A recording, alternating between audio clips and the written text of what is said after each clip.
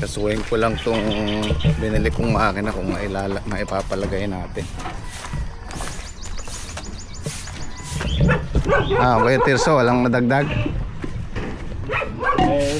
Ano yan eh, bali pito sana yung nadagdag, kaya namatay yung native. Bali 5 yung nadagdag doon yun. Aling namatay? Yung native doon yun. Ay, maliit. Yung dalawang nanganak. Buti ba yung anak nung unang nakaraan taon na buhay. Mataba lata ngayon niya.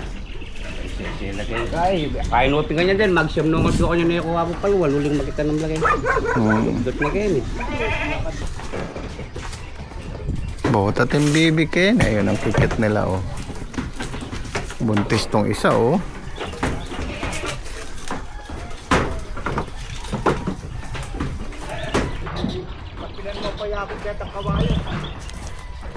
Alawang ko tayo nung Marinyo ito eh, ako labaklasan.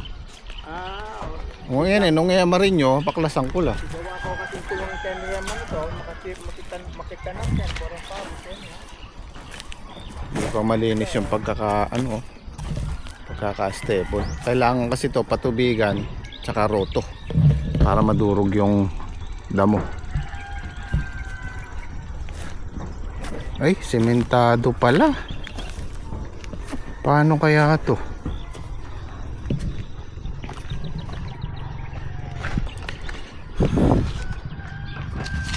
Naku.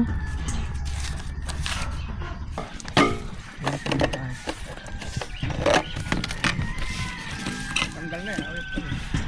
Naku. Ano na yung ibili, i-thread yan. Nisisila niyang bagyan. Yan, mga sagadya oh. Yan oh. Ito kasi guys, ang pag-prepare dito sa farm 1, kailangan January o kaya February. Minsan kasi yung December, January dumarating ang tubig ng irrigation. So pwede tayo dito March, April, May hanggang June. Yan, pwede yan. Kasi pagka pumatak na yung July, maulan na, sabay na yung tubig ng irrigation. So ang gagawin namin dito, tataas ko na lang yung tudling para kung sakaling dumating yung tubig, nakaangat na lang yung halaman natin. Kaya lang malaking preparasyon pa dahil hindi pantay yung lupa. Papasuyod, paparoto para luminis oh. Kailangan patubigan. So titingnan ko yung may kalamansian dito. Meron siyang ganito kung paano niya pinalagay para magka-idea, para pag pinalagay natin kung ano yung kulang, maibili na lang. Tatanong-tanong lang ako. So dinamo yung gamit na patubig dito sa kalamansian na to. Kung naituloy ko yung kalamansi ko, ganyan na rin yun eh. Ito yung halos kasabayan ko. Kaya lang itong sa kanila medyo mataas ang pwesto, kaya yan, malalaki na oh.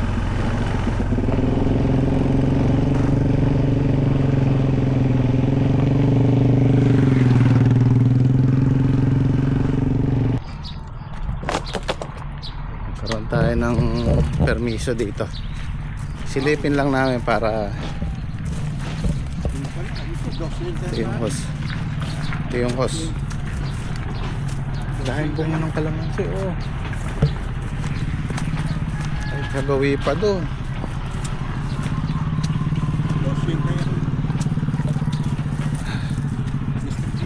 Ba? O ka rin yan.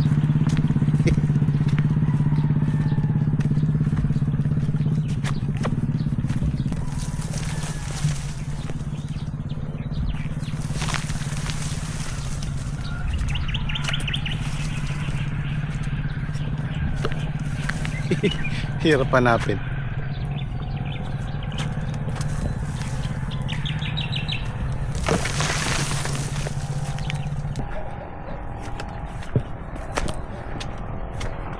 Ito pala. Dali ko ng tinik. Parang maze. Ayun. Ito. Ay, sa kay Mangkano di dos lang. Ito yung kaligay niya, check valve. Di 3 lang yung ano niya, tubo. Sa akin kasi mas malaki to eh, di 4. Poso, tugtong. So yan.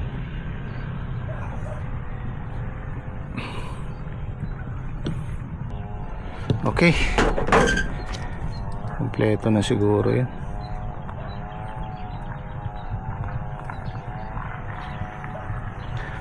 So yung wire niya ganito kalaki.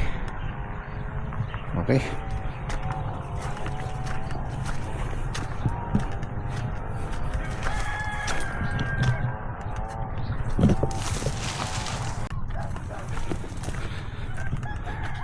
Dahil bunga ng kalamansi oh. Yan oh, may mga pitasin.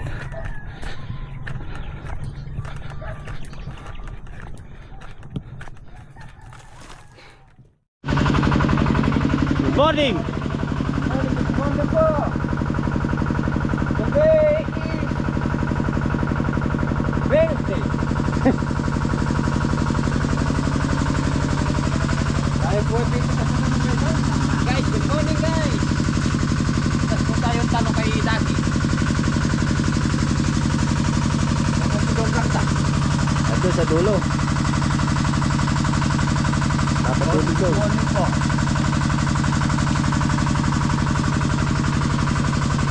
Morning! Good morning po! Harvest na naman po tayo ng talong. Ayun! Tinanghali po tayo. May bigas. Wala. Sila. Tayo tayo dyan. Meron tayong ulam, wala tayong bigas. Ayos! Ayos! Ayos yun! Alam nyo.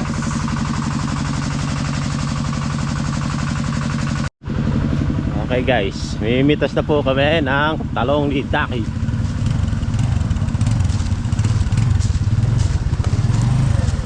Yan o. Aliwanag yata.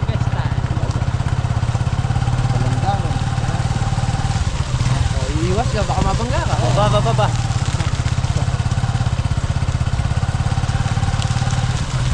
Tuloy po ang harvest. Talong naman na yan.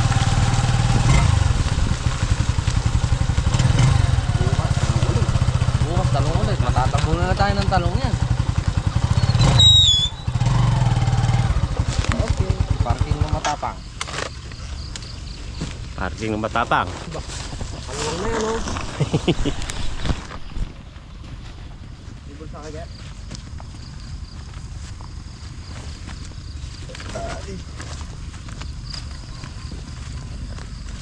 Nanyorkat yata si Chef. Nakabalag.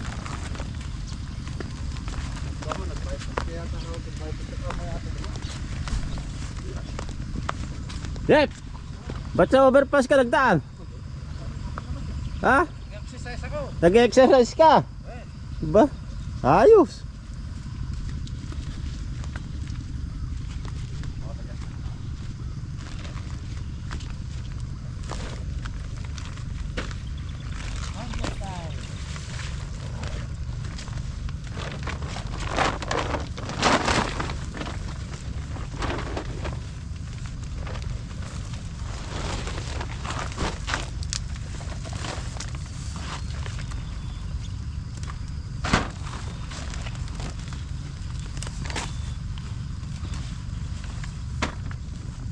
Kaya ba 30? 20? Baka maka 20 lang yan. 25 gano'n. Oh.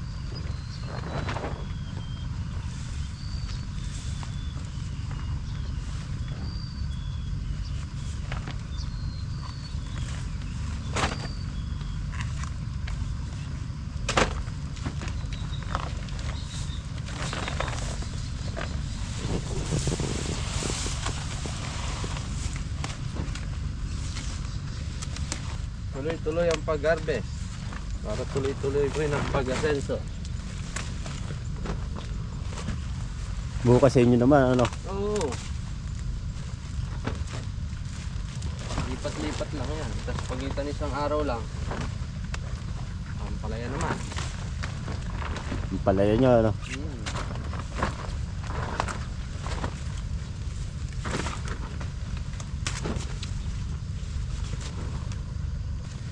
Chef, malungkot yata, chef.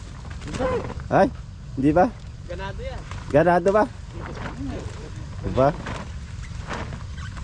Siguro naka-red up ka kagabi.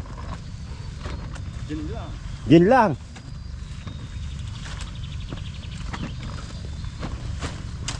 Pinuntahan namin si Pari Padi kagabi. Sabi ko sa iyo. Haba, akala ko gin apple yung ninom. Yung pala, red horse. Namali kami ng bili ni Daki. Gin apple yung binili namin. Kakulay ka ako ng gin apple. Red horse pala. Mapaldo ngayon yun. Oo, 22 yung pinagbila ng baboy. Kaya may 2,000 pa tayo. Ginawa mo ba? Nakakalimutan ko Ay, kunin. sinasabi ko sa iyo eh. Naloko na.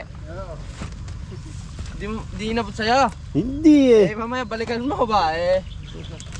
Mabalik ka na, sayang yun. Kaya nga inagad ng ibinenta at nangangati na rin talong. Ay yung si Batik. Hindi, pangalan daw yun. Pagka nag-harvest daw si Nagpipa? Taeyo, yun daw ang pauulam niya sa mga bataan niya.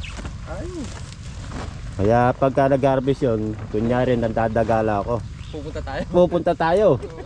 Aba, hindi makakatikim tayo. Nagawa lang ng paraan eh no. Tapos yung isa daw kakatay, pamimigay daw sa tao. Ba? Oo nga. Magiging tayo. Sabi ni, andun yung anak ni Kuya Boy. Anak ba yan, Daki? Pamangkin. Yun ang kaino mo kagabi niya, napunta kami. Mamimigay ni Tatay Ayo. Oo. Sino bumili ng baboy ni Paripadi?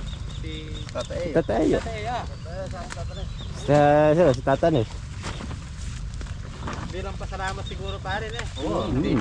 Tumama po sila sa ano? Tama sila sa presyo ng palay eh. Ang palay. 29 kilo. Oo. Sa palay. Tumama ng milyon yan. 2 milyon nata kinita nila sa palay. 2 milyon pa rin. So nga lang, mukhang alis na yata si Paring Padi eh. Alis na? Oo. Alis na dyan. Kinuha, yung pinagbilan daw ng baboy kinuha ng ticket sa may mga anak niya at asawa niya. Oo. April 2 daw, lilipad na sila. Kaya babar ko. Sila lahat. Hindi, may iwan dito si Paring Padi mag-isa. Papasyal lang yun. Oo. Papasyal lang si... Papasok araw si Paripadi, mag-apply ko. Tatanong niya kung meron mawe-welding daw dito. Dala-dala daw welding. Hindi ke, pwede naman. Yung mga nabubutas na talong. Kaya sabi ko nga eh. Bispat. Kapan lang o.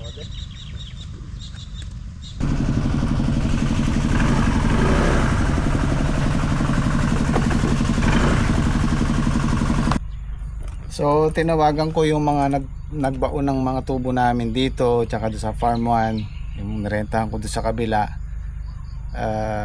Pinatingin ko sa kanila kung kaya nila ikabit. Kaya daw, so pupuntahan natin para at least meron silang alam nila yung gagawin pagdating sa tubo.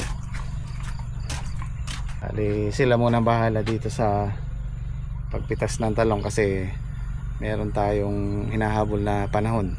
Kailangan maigayak na natin yung farm 1 dahil bago magtagulan kailangan nakaka-harvest tayo doon. Malalaki na yung tanim natin kasi wala tayong kasunod eh.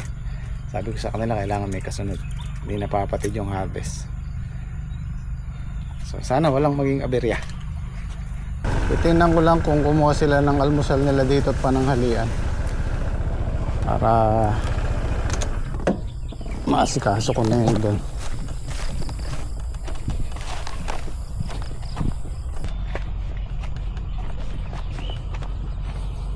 Tinabas na yan pero marami pa rin bunga.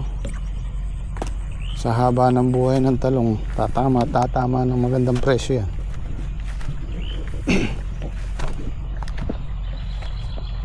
Rick! Tika yung almusal. Meron na? Pero may tanghalian. Oo. Nandun na yung kausap ko. Malaki na si talong ah. Ganyan nakataas guys. 5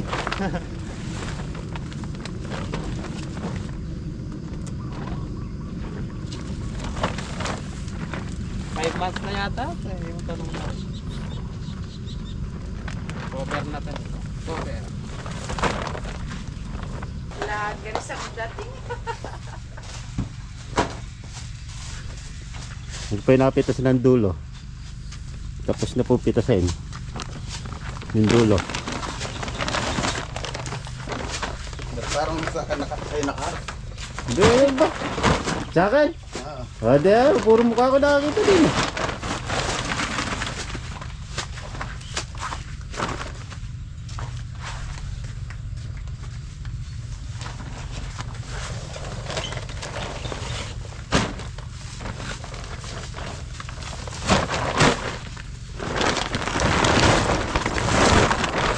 Ay! Uy! Naloko na. Pinakatutong mo kasi.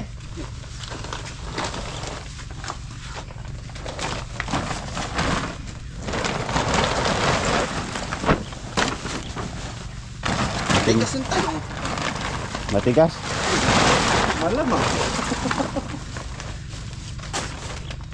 Pagkaman ka na rin pataba.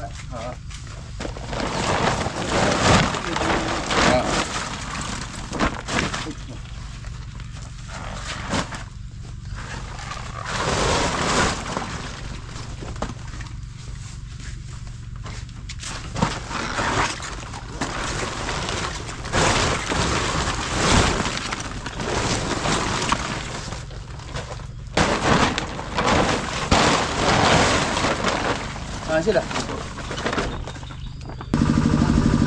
290 kilo.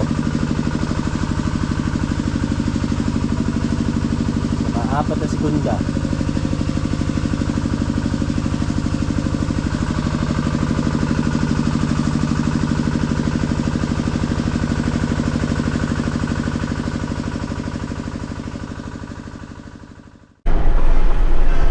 Grabe, ang dami kong pagod. Balik-balik. Mag-aalas 12 na oh. Pumili na ako ng mga kulang. Yung wire yun, mahal yun. 60 isang metro, bumili ako ng 50 meters, 3,000. Tapos meron silang pinapabiling, ngayon ko palang narinig sa buong buhay ko. Union patente. Oh, comment nyo guys. Sa mga tubero alam yan. Pero ako, di ko alam. Yun ang di ko mabili. Merong mabibili dito yung maliliit lang, di dos. Nabili ko di tres eh. Sana magawa ng paraan.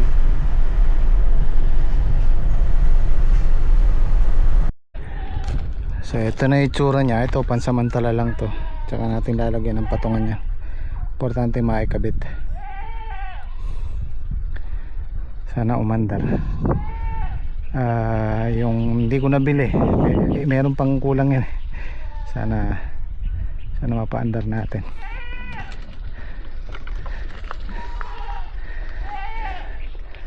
Nanghalian muna sila.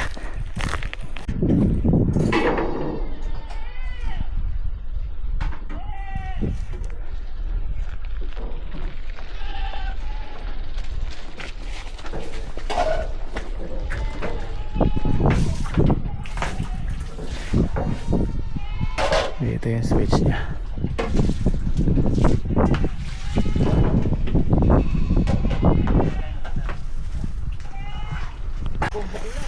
Ayos. Okay na. Gagawa na lang namin ng ano to, poste.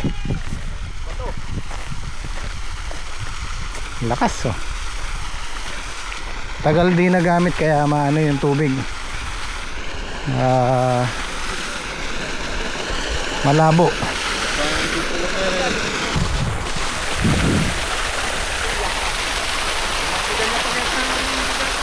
Tahimik, walang kaingay-ingay.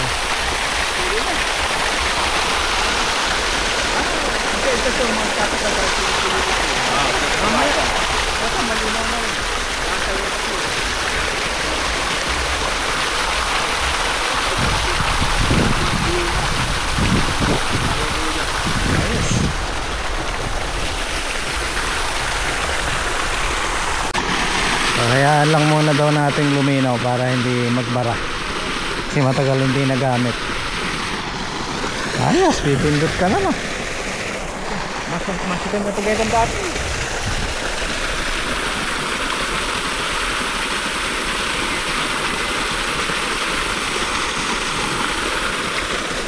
So guys, malinaw na.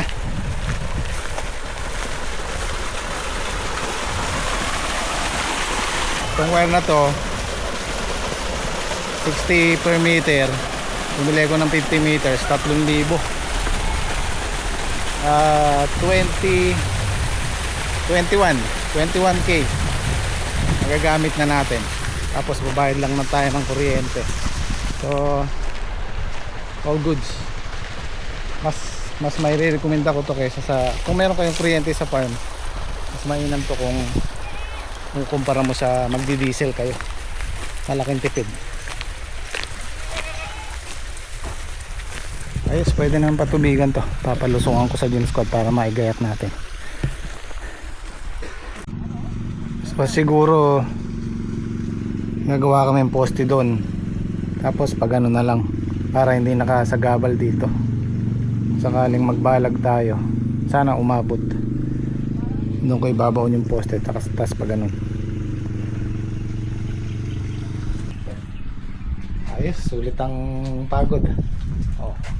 Hindi na kami magbabakitan, hindi na maglalangis, hindi na magdi-diesel.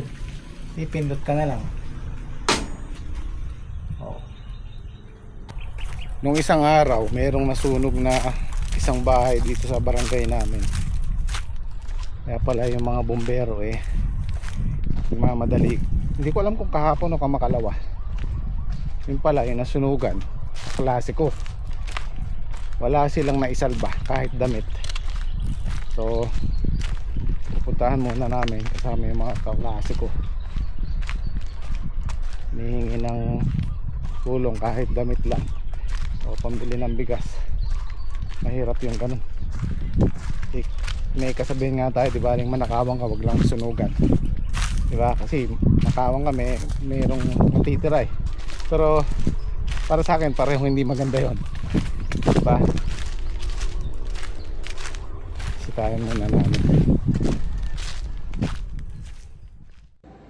Okay guys, nandito na ako sa bahay. So napuntahan namin yung kaklase namin. Medyo emotional yung pagkikita kasi talagang mahirap yung ganong sitwasyon. At actually marami akong damit na hindi nasusuot dito. Sabi ko hindi pa ako nakapagligpit. Papaligpit ko kay misis tapos abot ko na lang doon. Yung mga classmate ko marami silang dalang damit. So yun, hindi ko na pinakita yung nasunog na bahay kasi medyo kahit ako nasasaktan ako doon sa nakita ko. So bago ko tapusin tong video natin, gusto ko lang i-shoutout si Sir Rodolfo Fisher at sa misis niyang si Mrs. Fisher, sorry hindi ko na itanong yung pangalan, at sa apo nilang si Arthur James Fisher na nanonood ng Jimmy's Picks TV. Yan, maraming salamat po at kita-kita tayo bukas. Excited?